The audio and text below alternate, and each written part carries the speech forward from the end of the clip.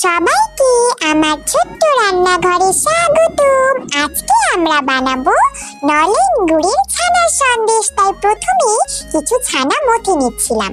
দেখো মথা হয়ে গেছে। এবার চুলায় দিয়ে দিলাম একটা কড়াই দিয়ে দেবো অল্প একটু ঘি। দেখো দিয়ে দিলাম।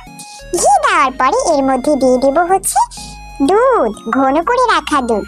এই দুধটা এবার একটু জাল করে নিতে হবে। জাল করা হয়ে গেলে দিয়ে দিতে হবে নলেন গুড়। এটা হলো খেজুরের নলেন গুড়। এটা দিয়ে দুধের সাথে ভালোভাবে মিশিয়ে নিতে হবে। দেখো আমি মিশিয়ে নিচ্ছি। মেশানো হয়ে গেলে তারপরে এর মধ্যে আমি সেই মথে রাখা ছানাটা দিয়ে দিলাম। এবার এই ছানাটা আর দুধটা ভালোভাবে মিশিয়ে নিতে হবে। দেখো মেশানো হয়ে গেছে। এবার এর মধ্যে দিয়ে দেবো একটু এলাচের গুঁড়া, তাহলে গন্ধ ভালো হবে।